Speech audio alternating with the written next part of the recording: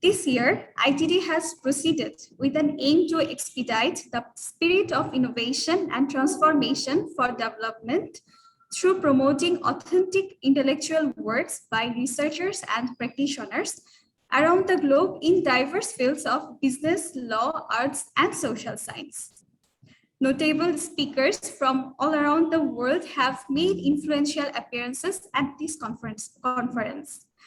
At this moment, I would like to cordially invite Bob Hopkins to grace the event with your inspiring presence as an honorable keynote speaker. Bob Hopkins is the founder of Philanthropy World magazine. In his 30 years of career life, he has been actively helping nonprofit organizations who desperately need funds. He has been the executive director and fund development officer for many health and educational organizations. He has known for this robust desire to make a difference in the community. Bob believes that you have to teach people about the responsibilities of giving back at an early stage. So he created Pay Philanthropy for Kids. He has received the Hero of Humanity Awards from the Art of Living Foundation in India for his PAVE program. His famous book is Philanthropy Misunderstood.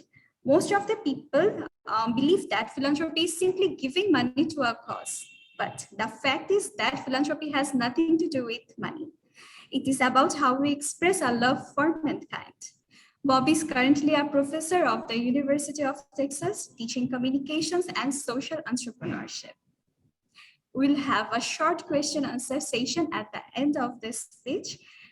So dear audience, you can also leave your questions in our Zoom chat box for the question answer session.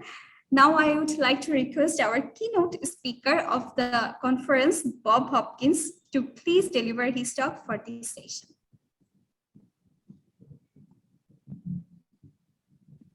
Thank you very much.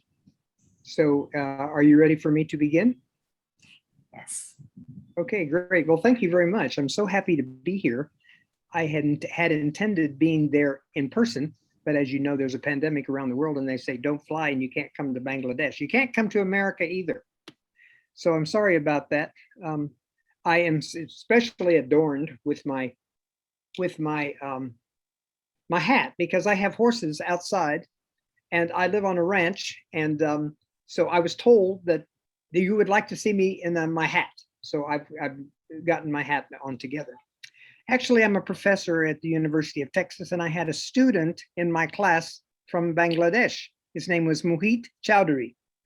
And one day he came to me and he said, Mr. Hopkins, my mother has an NGO in Bangladesh, and she needs to raise money. Can you talk to my parents? Because they're going to come to Texas to visit me, and I would like to invite you to my house for dinner, and then you could tell my mother about how to raise money. And so I said, of course, I want to. And so I did, and I met his parents, and just so happened that his dad, his father, is Anwar Chowdhury, Dr. Anwar Chowdhury at the University of Dhaka. And I had no idea that his father was going to be the president of an anthropologist and somebody so famous. After we began talking and I showed his mother a little bit about fundraising, I was asked to come to Bangladesh to be a speaker. And in 2019, I did. And it was an amazing experience. I got to come and I got to meet the students at the University of Dhaka and Sylhet, et cetera, and I decided that I really wanted to come back. I wanted to continue working with Bangladeshi students because they have a huge yearning and a curiosity about my word, philanthropy, and my book, which is called Philanthropy Misunderstood. And it's about people who do good things all over the world. And you all from Bangladesh are going to be in my next book. I'm already starting to write it. You know, I come from a regular family in the United States. My parents are white, they're Christian, they are loving. They love their country, they love each other, they like what we do. My story is just a regular story of a normal person in the United States growing up with a caring family who wanted me to get an education. We all have an education, and that was a fortunate thing for all of us to do. We bonded together with this word called philanthropy, which means we do things for other people. And I can remember so well my mother taking me by the hand when I was a child. And with groceries, we went to a house where poor people lived, and we knocked on the door, and the door opened, and this very poor woman came in with 3 children who were very thin, and they were all kind of afraid of us. And so my mother started taking groceries out of the bag. And when she did, the children's eyes lit up a little bit, and they came closer to me and they wanted to play. And so when we left there, I turned around and I looked, and the children were waving at me and smiling. And I felt a hand on my back. And I think it was God. I think it was Allah. I think it was Muhammad. I think it was somebody who said, "You did good today, Bobby." And from that time on, I realized that I received joy when I was a giver. And so I have spent most of my life not only giving and being a part of giving, not necessarily just to help people, but to help me, because I have learned that when you give, you get, and you get joy. And if you get joy, that's what the purpose of life is to get joy and to serve others. That's in every religion, I think, in the world. So therefore, I've continued this activity, and I have gone to school, and I have actually learned a little bit about social entrepreneurship. And the word social entrepreneurship means that you have a business and you share some of the proceeds with the community or with an organization. And the organization of Mrs. Chowdhury was WISH, WISH, and it's an organization there in Bangladesh that she is actually the founder of and that she runs. These are children who don't have any place to go when their parents go to work. So she takes them in. She actually has bought a building where the children all go, and I got to see it while I was there, see all of the children with T-shirts on it that said WISH. And she feeds them, and she teaches them, and she has a staff. She has a group of people. And yes, she pays out of her own pocket for this to happen, but she also raises money. And that's what I do. I raise money to help organizations do all of those kinds of things. So anyway, the United States, we used to be a very calm country. I remember the 1950s where we could go from house to house, and we could go outside, and we could get on our bicycles, and we could ride by ourselves all over the place. We didn't even have to lock our doors at night. We could leave our keys in the car and everything would be safe. No more. That doesn't happen anymore. We have to have security guards. We have to have security. We're afraid somebody's going to rob our houses, and some people do. We also realize that we are having problems with litter on the streets, that people dump things out, that they don't take care of their property. They don't take care of their houses as like they should. And we have learned that people have to learn how to take care of their lives and also their surrounding properties and their clothes and their money and everything. And the way you do that, of course, here is that you form organizations like NGOs, and we call them nonprofit organizations that take care of dogs, they take care of cats, they take care of poor people. And we're all part of that. In other words, all of our family members are part of it. We care a lot about each other, and we join organizations, and those are called nonprofit organizations in the United States. My goal is to get everybody in the world to be a change maker, which means take on one project at a time. And I have been working with Bangladeshi students in New York, for instance, raising money so that they can come and give it back to Bangladeshi projects. We want the boys not to be on the streets anymore, or the girls to be on the streets. We want the boys and the girls to all have homes and to also have education. And that can't be done unless we have organized projects. And that's, of course, what I want to do, is to create organized projects. In the United States, we have almost 2 million nonprofit organizations that do good for other people. And I know you all have NGOs too. And we want to do more of that because we think that the more you give, the more you get, but also the people who we serve are the ones who get better. We have a program called PAVE that teaches children about giving. Why do we just teach adults about giving? Why aren't we starting to teach children about giving? So we have projects in elementary schools starting at age 7 years old. These kids learn how to shake hands. They learn how to look each other in the eyes. They learn how to talk. They also learn how to do things that help other people, like I did when I was a child with my mother. We think that philanthropy is a learned behavior, that people are not born givers, that we have to learn it. And the only way we learn it, of course, is we teach it. And yes, it would be best to teach it at home, but you know what? The parents are so busy trying to make a living that they don't have time to teach giving and giving back. So that should be something, I think, part of the schools. Because what it does, it increases the children's self-esteem when they do something for other people.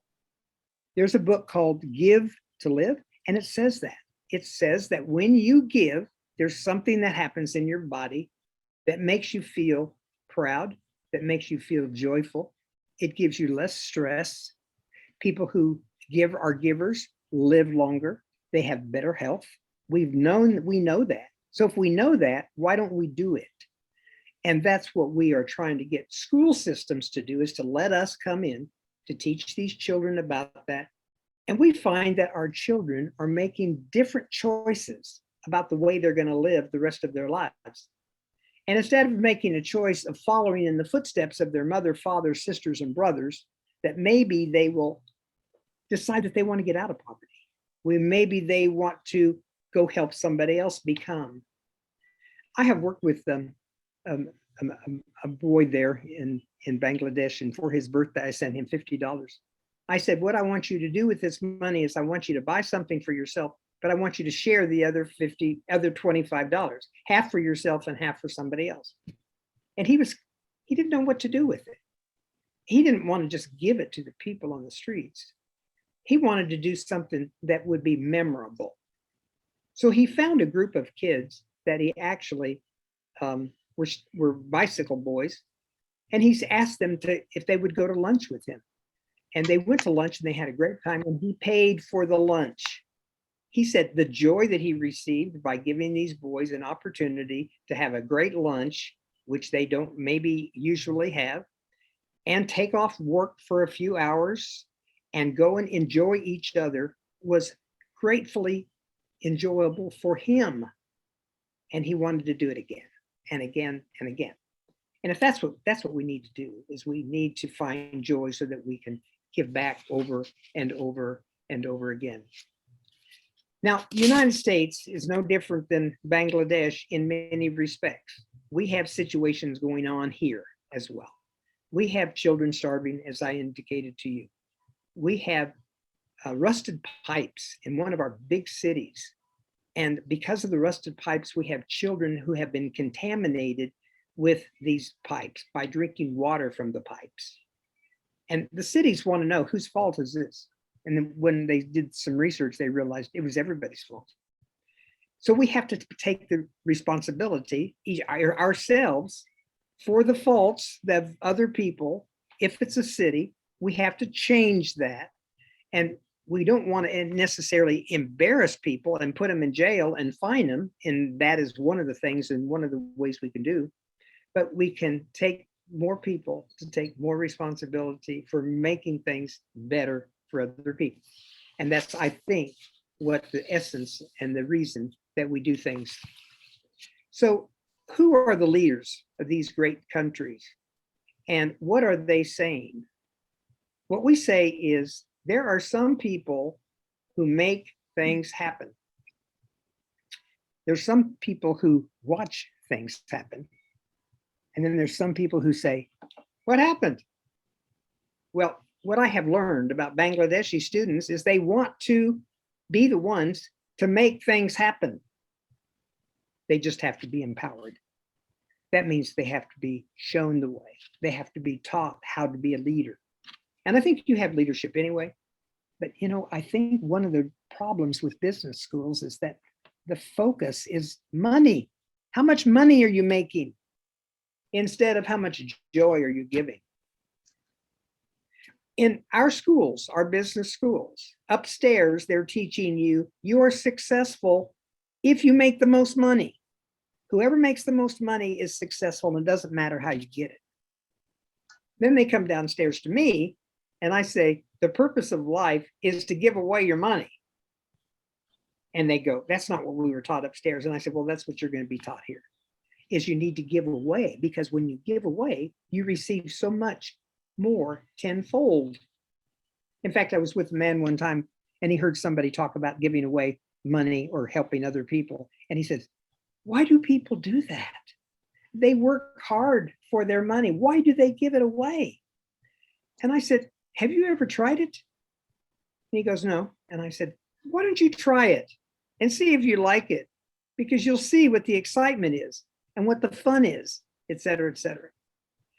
So I am forced myself, even, I'm just a normal person. I've forced myself to pay attention about what's going on around me, to see if I can find something that I can help solve or change the life of people of or for. When I'd see a lady falling on the street accidentally, and she's an old lady and she tripped on something, who's going to get out of their car and go help her and pick her up? Well, sometimes I will. And not all the time, because sometimes it's not convenient. I'm not able to do it. I see it from afar. But it's amazing when you pay attention what you might see, that you can help and that you can change. So I think that there are hundreds of thousands of stories that you all even have in Bangladesh where people do good. Well, celebrate it. Celebrate what you see.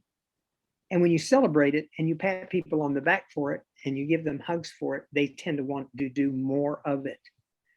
So we have this word philanthropy. And in fact, at our university, we now have a degree in the School of Management and the School of Communications called philanthropy. And I'm going to be the teacher of the first course, which is what are nonprofit organizations, what are NGOs, and how do we manage them, and how do we get involved with them?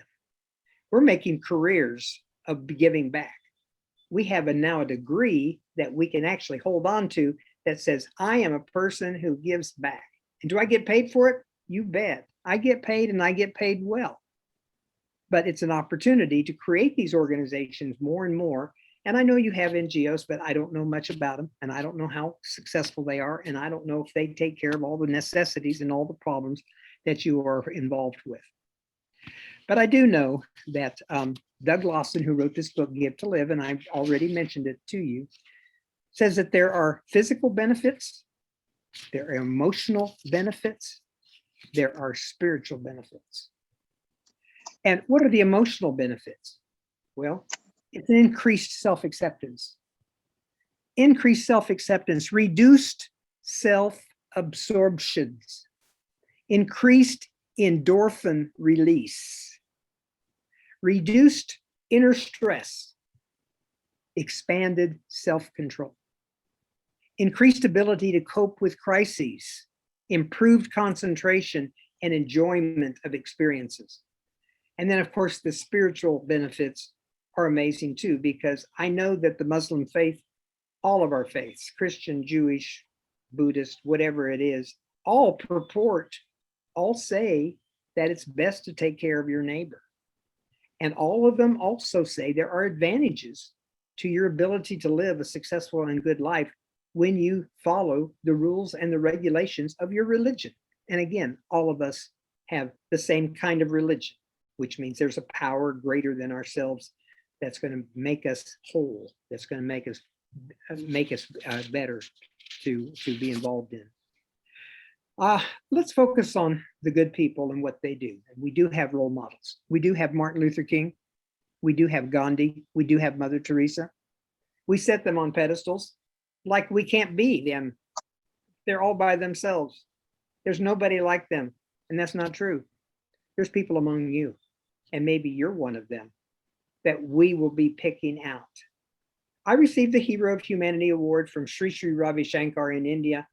And it was such a wonderful experience to receive something that somebody says, Bobby, you did good today because of the experiences that you have given to other people. And I don't necessarily am told a lot about how good I am. I don't need to. I don't need to. All the goodness I need to receive is the joy of giving back, the joy of philanthropy. And when I see a child who learns how to be a giver, and I don't care the age, it changes their whole focus of who they are. And people say to me, what did you do to our children? And I don't know what we did to the children. We taught them to be a giver. And as I said, it increases their self-esteem, and then they aspire for different kinds of things instead of what they experienced in their cities or they experienced in their homes. So anyway, I'm going to leave you with telling you that I love the fact that you all are gathering together to learn about innovation, about the opportunities for your students to increase their abilities, not only to know science and mathematics, and also to find solutions to the problems that exist everywhere in the world. We have to do that, obviously. But one of the things I hope you don't miss, and that you will begin or that you will continue to do, is to tell them about this spirit of giving and philanthropy. People will live better, their jobs will be better, their companies will be better, and your country will be better. So thank you for letting me talk a little bit today about these topics. And I'm loving to take any questions that you might have. And I look forward to meeting you when I come to Bangladesh soon, whenever the pandemic is over. Thank you.